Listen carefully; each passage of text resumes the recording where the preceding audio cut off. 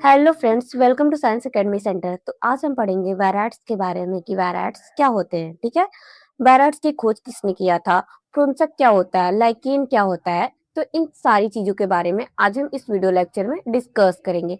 ठीक है, तो आप वीडियो के लास्ट तक बने रहिएगा। चलिए हम अपने लेक्चर को स्टार्ट करते हैं। वायरस क्या होते हैं। ठीक है, तो वायरस की खोज सबसे पहले किसने किया था? सन 1971 में टीओ डाइनर ने एक नया संक्रामक कारक खोजा जो वायरस से भी क्या था, छोटा था, जिसके कारण पोटैटो स्पिडल ट्यूबर नामक रोग होता था। ठीक है, मतलब पूरे कहने का मतलब क्या है इस पॉइंट का? सन 1971 में टीओ डाइनर थे, उन्होंने एक संक्रामक कारक रोग खोजा जो वायरस से भी क्या था, छोटा था, और जिससे कौन सी डिजीज होती थी? पोटैटो स्पिंडल ट्यूमर नामक क्या होता था, रोग होता था।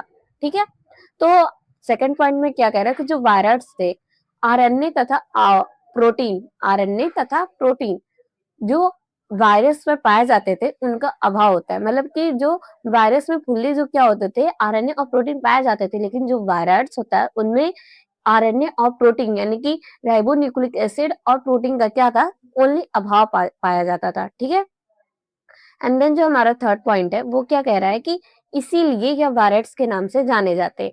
ये जो इनमें जो राइबोन्यूक्लिक एसिड और प्रोटीन का क्या होता था, अभाव पाया जाता था, इस वजह से इनको वायरस के नाम से जाना गया।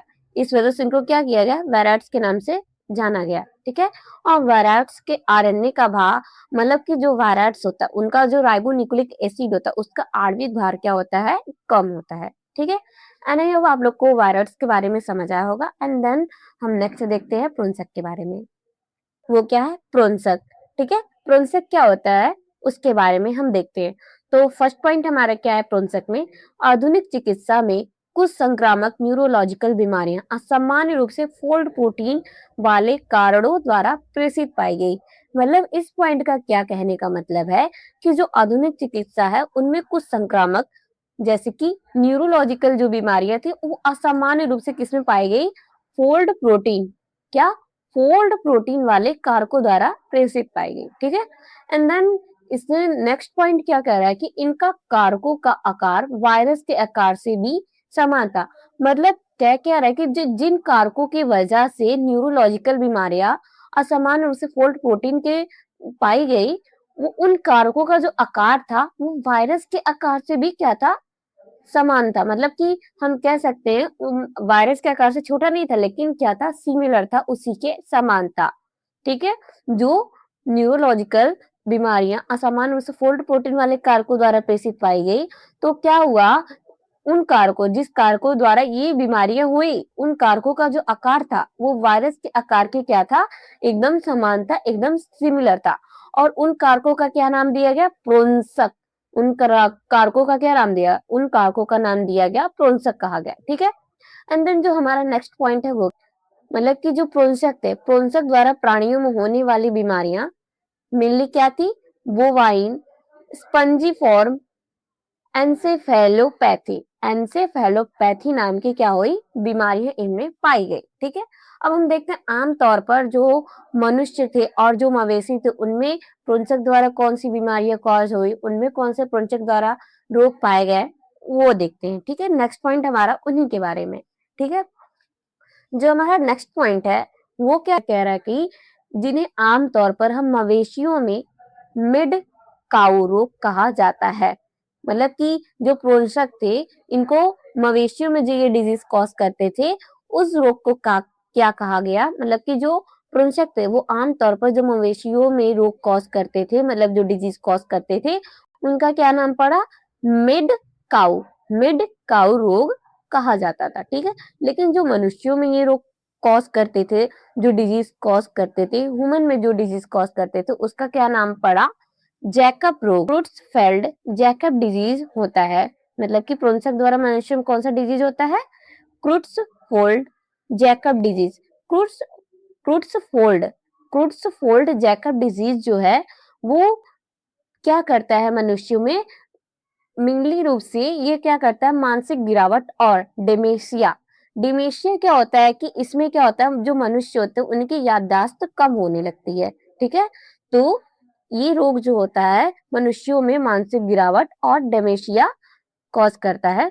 इसके लाइकेन, तो इस पॉइंट में हम देखते हैं कि लाइकेन के बारे में कि लाइकेन क्या होता है।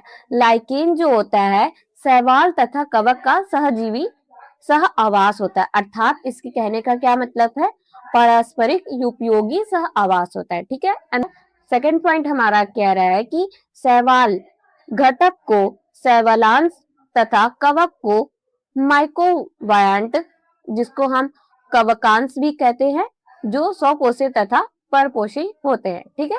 एंड देन जो हमारा थर्ड पॉइंट है वो क्या कह रहा है कि शैवाल कवक के लिए भोजन संश्लेषित करता है और कवक शैवाल के लिए आश्रय देता है तथा खनिज एवं जल का अवशोषण करता है। ठीक है। कहने का क्या मतलब हुआ कि जो शैवाल है वो कवक के लिए क्या करता है, भोजन को संश्लेषण करता है, भोजन बनाता है, और जो कवक होता है वो शैवाल के लिए आश्रय यानी कि रहने का स्थान देता है, उसको आश्रय देता है। इस तरह से उनमें क्या हुआ, खनिज एवं जल का अवशोषण होता है। इस तरह से कवक और शैवाल में क्या हुआ, सहजीवी संबंध हुआ। ठीक है। एंड देन जो हमारा सेकेंड पॉइंट है, मतलब कि फोर्थ पॉइंट है, वो क्या कह रहा है। ठीक है। हमारा पॉइंट है वो क्या कह रहा है कि इनका मतलब लाइकेन, लाइकेन का सहवास इतना घनिष्ठ होता है कि यदि प्रकृति में लाइकेन को देख ले तो अनुमान लगाना असंभव है कि इनमें दो विभिन्न जीव है। मतलब आप समझ सकते हैं ये कितने सिमिलर होते हैं। ठीक है। और इनका सहवास कितना घनिष्ठ होता है, आप तो समझ सकते हैं कि इनका सहवास कितना घनिष्ठ होता है कि यदि हम इनको प्रकृति में देख ले तो लाइकेन को देख के हम ये अनुमान ही नहीं लगा सकते, अनुमान लगाना असंभव के बराबर है कि इनमें दो विभिन्न जीव हैं, इनका सहवास इतना घनिष्ठ होता है। ठीक है। एंड देन जो लाइकेन है, लाइकेन बहुत अच्छे संकेतक है। किसके संकेतक है, लाइकेन प्रदूषण के बहुत अच्छे संकेतक है। लाइकेन प्रदूषण के क्या होते हैं, बहुत अच्छे संकेतक होते हैं।